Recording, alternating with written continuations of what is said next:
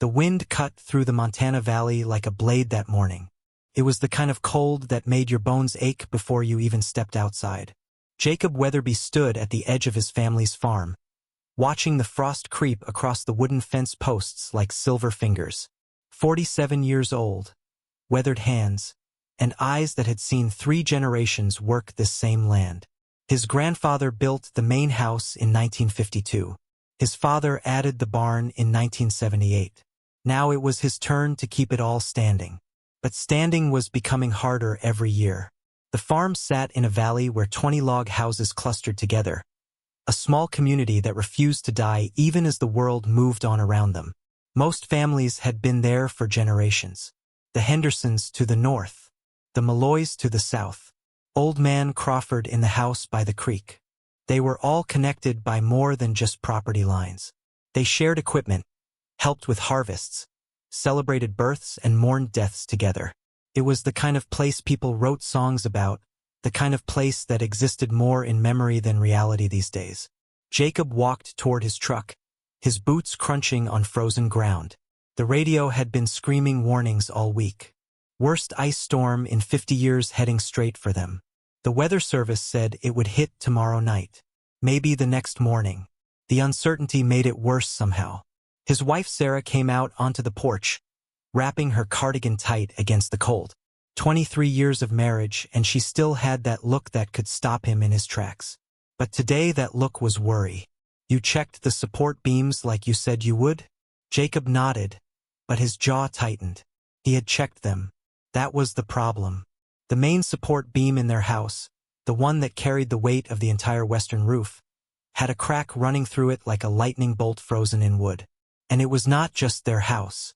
He had walked through the community yesterday. 17 of the 20 log houses had the same problem. Old wood, old nails, old everything.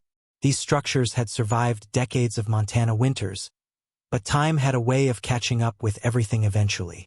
The lumber yard in town wanted $800 per beam. They needed at least 30 beams across all the houses. That was $24,000 the community did not have. Most folks were already stretched thin from a bad harvest season. The Hendersons had medical bills from their daughter's surgery. The Malloys were behind on property taxes. Old Man Crawford lived on Social Security that barely covered his medication. Jacob had called everyone he could think of. The county said they did not have emergency funds for private property. The state agriculture department said this did not fall under their jurisdiction. Even the local church, which had helped them before, was tapped out from fixing their own roof last month. Sarah came down the steps and stood beside him. They looked out over the valley together, at the houses scattered like wooden dominoes waiting to fall. What are we going to do, Jake? He did not have an answer. For the first time in his life, Jacob Weatherby, the man everyone came to with problems, the one who always found a solution, had nothing. The sky was getting darker. Not with night, but with something heavier. The clouds rolling in from the west had that particular thickness that meant ice. Not snow. Ice was worse. Ice added weight. Ice turned everything it touched into a burden too heavy to bear. Jacob thought about his grandfather. The man had survived the Dust Bowl, the Depression, 2 wars. He had built this house with his own hands, cutting every log, driving every nail. What would he say if he could see it now? If he knew that everything he built might come crashing down because his grandson could not figure out how to save it? We will find a way, Jacob finally said, but his voice lacked conviction. Sarah squeezed his hand. She knew. She always knew. That night, Jacob could not sleep. He lay in bed listening to the house settling, every creak and groan magnified in his mind. He thought about the families sleeping in those other houses. The Henderson twins, who were only 6 years old. Mrs. Malloy, who was 83 and could barely walk. Crawford's 3 dogs that he loved more than most people loved their children. When dawn finally broke, Jacob was already dressed and outside. He needed to do something, anything.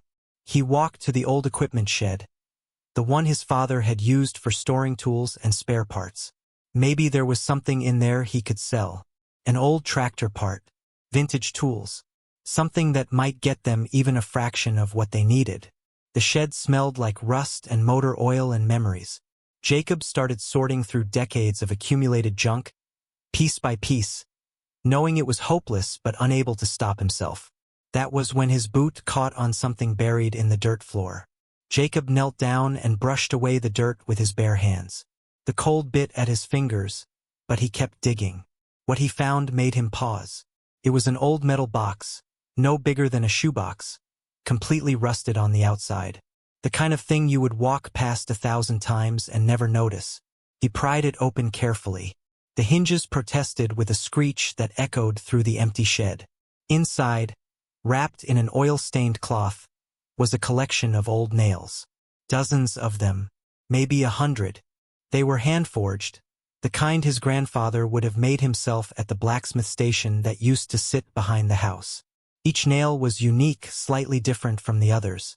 Rough, imperfect, real. At the bottom of the box, separated from the others, was a single nail that looked different. Smaller, cruder. It had a bent tip and was covered in rust so thick it was almost orange. Someone had wrapped a piece of paper around it, tied with twine that had mostly rotted away. Jacob unfolded the paper carefully. The handwriting was his grandfather's. He would recognize those sharp, deliberate strokes anywhere. The words were simple. The first nail I ever forged. 1947. 5 cents worth of metal. Priceless in purpose. Sometimes the smallest thing holds up everything else. Jacob stared at that rusty nail for a long time. 5 cents worth of metal. His grandfather had kept it for over 60 years. Why? It was worthless. Bent. Rusted. You could not even use it for anything practical. He put the box aside and continued searching the shed, but his mind kept going back to that nail. To his grandfather's words. Sometimes the smallest thing holds up everything else. By noon, he had found nothing of value. Just more junk. More reminders of better days. He walked back to the house, the metal box tucked under his arm, feeling the weight of failure settling on his shoulders like the ice that was coming. Sarah was in the kitchen making lunch. She looked up when he came in, saw his face, and knew without asking. Nothing? Nothing worth anything. He showed her the box. She picked up the rusty nail, read the note, and smiled sadly. Your grandfather was a poet in his own way, was not he? Jacob did not answer. He was thinking about the community meeting they had called for that evening. 20 families gathering in the Crawford house to discuss what they were going to do. Except there was nothing to discuss. They did not have options. They had desperation. The meeting started at 7. Everyone came. Even the Hendersons brought their twins, who played quietly in the corner while the adults talked, or tried to talk. Mostly they sat in heavy silence, the kind that settles when everyone knows the truth but nobody wants to say it out loud. Old man Crawford finally broke it. We need to evacuate. Get everyone out before the storm hits. Go stay with relatives in town. Hotels. Shelters. Whatever we can find. But for how long, someone asked. The storm will pass, but the houses will still be damaged. We cannot afford to fix them. We cannot afford to leave permanently. This is our home. Jacob had been quiet the whole time, but now he stood up. Everyone looked at him expectantly, the way they always did, waiting for the solution, the plan, the miracle. I do not have an answer, he said, and the words felt like glass in his throat. I have called everyone, tried everything. We are out of options and we are out of time. The room felt smaller suddenly. The Henderson twins stopped playing. Mrs. Malloy started crying quietly. No one moved to comfort her because they were all feeling the same thing. Tom Henderson stood up, his face red. This is unacceptable. Our families have been here for generations. We built this community with our own hands. There has to be something we can do. But there was not. They all knew it. The ice was coming. The beams were failing. And they were powerless to stop it. The meeting dissolved into smaller conversations, people huddling together, making evacuation plans, trying to figure out where they would go, how long they could afford to stay away, whether they would even have homes to come back to. Jacob walked outside. He needed air. He needed space. He needed to not see the fear in his neighbors' faces, the same fear he felt in his own chest. The sky was darker now. The clouds were so low they seemed to touch the mountains. The wind had shifted, bringing that particular smell that came before ice. Sharp, metallic, dangerous. He pulled the rusty nail from his pocket. 5 cents worth of metal. Priceless in purpose. What did that even mean? Jacob stood there in the darkness, turning that nail over in his frozen fingers. The temperature was dropping fast. He could feel it in his lungs with every breath. Tomorrow night, maybe sooner, this valley would be encased in ice. He went back inside, past the somber faces, past the quiet conversations about who had relatives in Billings, who could afford a motel, who would have to go to the emergency shelter. He found Sarah in the kitchen helping Mrs. Malloy with her coat. "I need to drive into town," he said. "Hardware store. Before they close." Sarah looked at him confused. "Jake, we already know we cannot afford the beams." "I know, but I need to check something. Trust me." The drive to town took 40 minutes.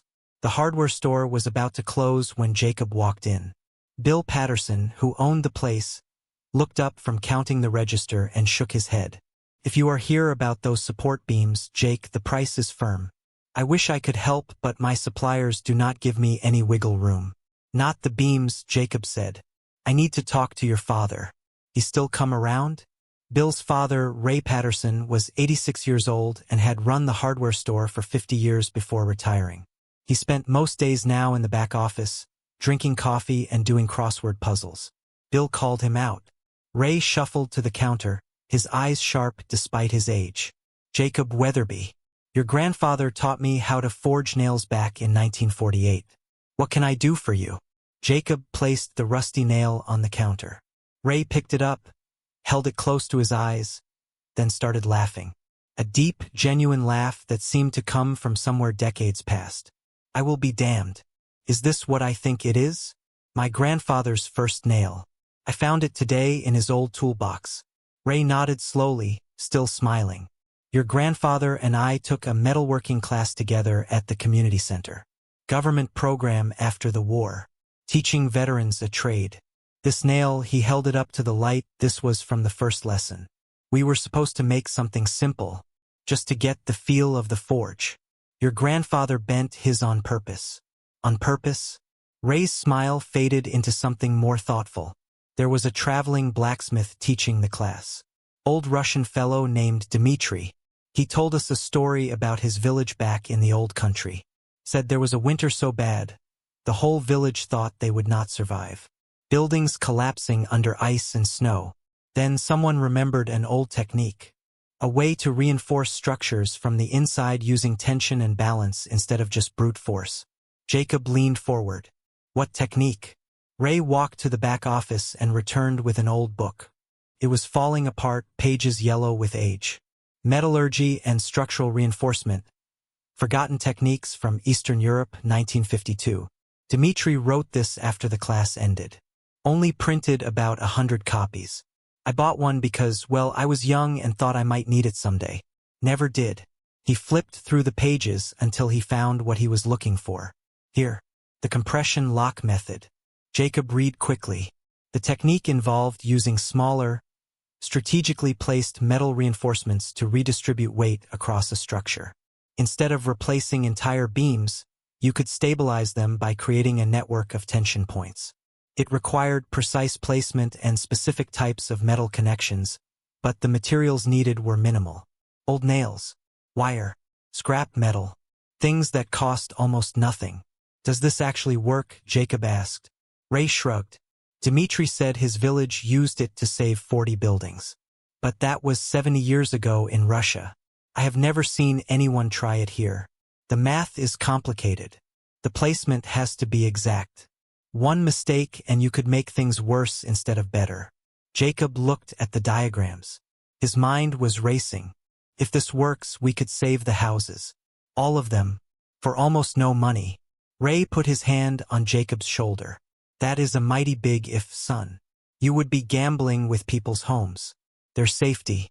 If you are rooting for Jacob right now, hoping he finds a way to save his community, take a moment and subscribe to the channel. Because what happens next, nobody saw coming. Jacob bought the book. $40 Ray did not want to take, but Jacob insisted. He drove back to the valley with his headlights cutting through the darkness, that rusty nail in his pocket and a plan forming in his mind that was either brilliant or insane. When he got home, the house was empty. Sarah had gone to help the Hendersons pack. Jacob spread the book open on the kitchen table and started reading. Really reading, taking notes, drawing diagrams, doing calculations on scratch paper. The technique was complex but not impossible. It relied on understanding load distribution and stress points. Jacob had built barns, repaired houses, worked construction in his 20s. He knew structures. He understood how weight moved through wood and how force transferred through joints. But knowing something in theory and executing it in practice were two very different things. Jacob worked through the night. By 3 in the morning, he had mapped out every support beam in every house, calculated the stress points, and designed a network of reinforcement placements based on Dimitri's technique. The math checked out, at least on paper. But paper was not reality. Paper did not account for wood that had been aging for 70 years. Paper did not account for the weight of ice accumulating by the inch. Paper did not account for human error. Sarah found him at dawn, asleep at the table with his face on the open book. She shook him gently. "Jake, wake up. The storm is moving faster than they predicted. It will be here by tonight." Jacob sat up, his back screaming in protest. He showed Sarah what he had been working on. She read through his notes, studied the diagrams, and then looked at him with an expression he could not quite read. "This could work, or it could fail spectacularly, and I will be responsible for putting everyone in more danger." Sarah was quiet for a long moment. Then she picked up the phone and started making calls. By 8 in the morning, the entire community was gathered in the Crawford house again. But this time, the energy was different. Jacob stood at the front with his diagrams and his calculations and his grandfather's rusty nail. He explained everything: the technique, the materials they would need, the precision required, the risks involved. He did not sugarcoat anything. These people deserved the truth. When he finished, there was silence. Then Tom Henderson stood up. "How much would the materials cost?" Jacob had done that calculation too. "Between all of us, maybe $600. We can salvage most of what we need from our own properties. Scrap metal, old wire, the nails from my grandfather's collection. $600 versus $24,000. The difference was almost absurd. Old man Crawford leaned forward on his cane. "What are the odds this works? Honestly, I do not know. Maybe 50-50. Maybe better. Maybe worse. But doing nothing is a guaranteed failure. At least this gives us a chance." The room erupted in discussion. Some people were hopeful, others skeptical, a few outright scared. Mrs. Malloy raised her hand like she was in a classroom. "If we evacuate and this fails, at least we are safe. If we stay and it fails, people could get hurt." She was right. Jacob knew she was right, but he also knew something else. If they evacuated and came back to find their homes destroyed, this community would never recover. People would scatter. The valley would die. Everything their grandparents and great-grandparents had built would be gone forever. Tom Henderson stood up again. "I say we try it. My family has been here since 1889. I am not abandoning ship without a fight." One by one, others stood. The Malloys, the Crawfords, the Hendersons. Families who had spent generations in this valley, who had survived droughts and recessions and personal tragedies. They were not leaving, not without trying. They divided into teams. Jacob assigned each person a specific task based on the diagrams. Some would gather materials. Others would prepare the houses. The skilled workers would do the actual installation under Jacob's supervision. They worked with an intensity born of desperation and hope mixed together. Jacob moved from house to house, checking measurements, adjusting placements, making sure every connection was exactly where it needed to be. The technique required creating a web of tension across each structure, dozens of small reinforcement points working together to redistribute the load. It was like watching a community remember what it was capable of. Tom Henderson welding scrap metal into brackets. Sarah and Mrs. Malloy sorting through the nail collection, finding the right sizes for each placement. Old Man Crawford, who could barely walk, directing younger workers on the proper angles for installation. By 3 in the afternoon, they had reinforced 12 houses. 8 more to go. The sky was darkening. The temperature was plummeting. The ice was coming. Jacob was working on the Henderson house when he felt the first drop. Not rain. Not snow. Freezing rain. The worst kind. It hit his face like a tiny needle. "We are out of time," Tom said, looking up at the sky. Jacob wiped his face and kept working. "Then we work faster." The freezing rain intensified. Their fingers went numb. The metal became slippery.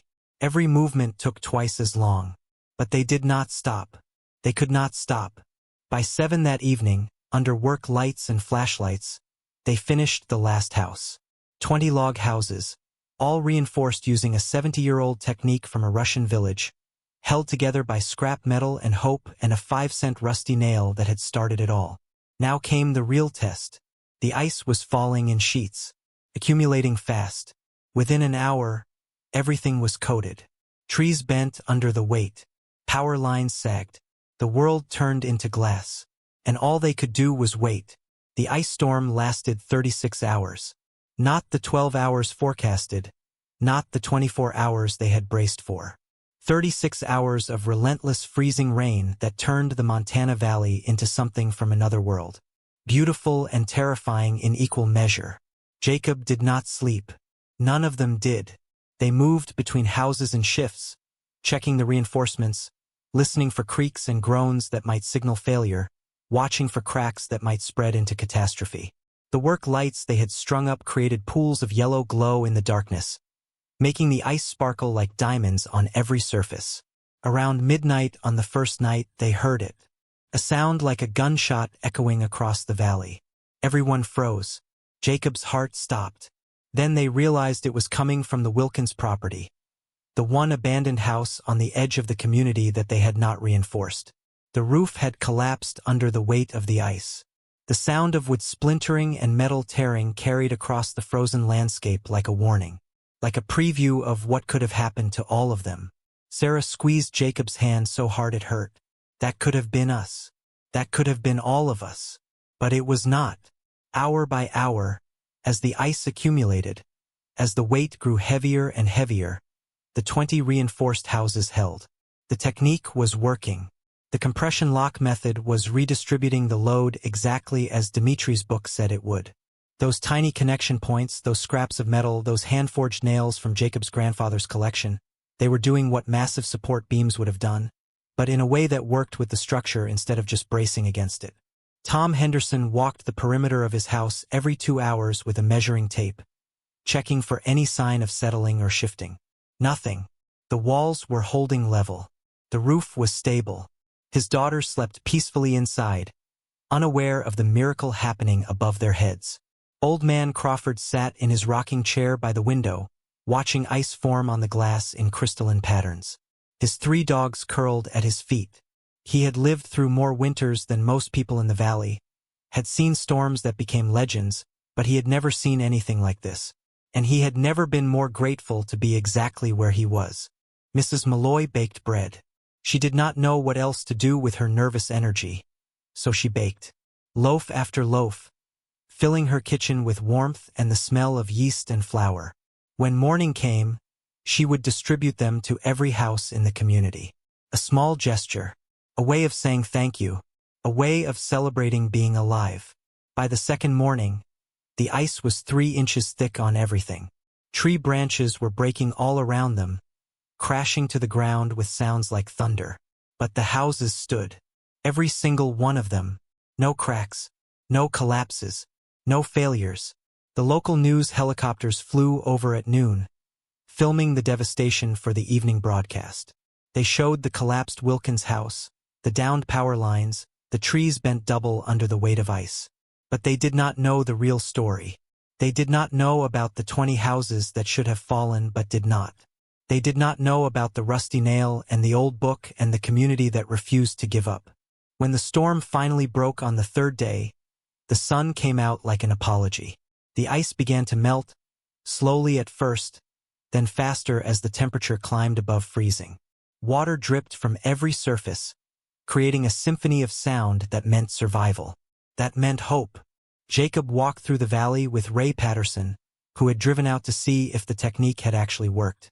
The old man moved slowly between the houses, examining each reinforcement point, checking the connections, running his hands over the wood like a doctor checking a patient's heartbeat. At the last house, Ray turned to Jacob with tears in his eyes. Dmitri would be proud. Your grandfather would be proud. Hell, I am proud and I barely know you. They stood together looking out over the valley. 20 log houses standing strong. 20 families safe inside. A community that had faced extinction and found a way to survive. Sarah came out and wrapped her arms around Jacob from behind. You did it. You saved us all. But Jacob shook his head. We did it. All of us. That is what communities do. They find solutions together. They hold each other up. Just like those reinforcement points. None of them could have done it alone. But together, working in balance, distributing the weight, they could hold up the world. The Henderson twins ran past, laughing and sliding on the melting ice. Tom Henderson chased after them, smiling wider than Jacob had seen in months. Old Man Crawford stood on his porch with his dogs, waving at everyone who passed. Mrs. Malloy distributed her bread, still warm from the oven. The valley was alive, and it would stay that way. 3 years later, Jacob stood in almost the exact same spot where he had found his grandfather's rusty nail. But everything was different now. The valley had become something of a legend. Word spread about the 20 log houses that survived the worst ice storm in Montana history using a forgotten technique and almost no money. First it was local news, then regional, then a structural engineering professor from the University of Montana drove out to study what they had done. That professor, Dr. Ellen Chun, had turned their story into a research paper. The compression lock method, reviving traditional reinforcement techniques for modern rural applications. It was published in the Journal of Structural Engineering and had been downloaded over 50,000 times. Engineers from around the world were reaching out, asking questions, wanting to learn. But more importantly, communities were using it. A town in Wyoming facing similar problems. A historical preservation society in Vermont trying to save old buildings. A Native American reservation in South Dakota working to protect their heritage structures. The technique that saved 20 houses in a Montana valley was now saving hundreds of buildings across the country. Jacob had become an unlikely educator. He traveled once a month, teaching workshops on the method. Sarah usually came with him. They had turned it into little adventures, seeing parts of the country they never would have visited otherwise. But they always came home. The valley was where they belonged. The community had grown stronger too. Not bigger, but stronger. The shared experience of that storm, of working together to save their homes, had bonded them in ways that went deeper than just being neighbors. They had potlucks every month now. The kids played together constantly. When the Hendersons needed help with their harvest, everyone showed up. When Old Man Crawford got sick last winter, someone was with him every single day until he recovered. Tom Henderson had started a small business building custom furniture, using reclaimed wood from the valley. His pieces sold online for good money, featuring stories about the community and the storm. Each piece came with a small card that told the story of the rusty nail. People loved it. They were not just buying furniture. They were buying a piece of hope. Mrs. Malloy had written a cookbook called Ice Storm Bread and Other Recipes for Resilience. It was part memoir, part recipe collection, all heart. The local bookstore could not keep it in stock. She donated half the profits to a fund they had created to help other rural communities facing infrastructure problems. The valley had even attracted some new families. Young couples looking for community, for connection, for something real in a world that felt increasingly virtual. They came because they heard about the 20 houses that refused to fall. They stayed because they found what they were looking for. Ray Patterson had passed away the previous spring, at 89 years old, in his sleep. At his funeral, Jacob learned that Ray had been quietly helping fund material costs for communities trying to use the compression lock method. He had spent his retirement savings making sure others could survive the way the valley had survived. His son Bill continued the work, turning the hardware store into a resource center for the technique. Jacob kept his grandfather's rusty nail in a small glass case in his workshop. It had become something of a talisman. Visitors always wanted to see it. The 5-cent piece of metal that started everything. He would tell them the story, show them the original book, explain how one small thing properly placed could hold up everything else.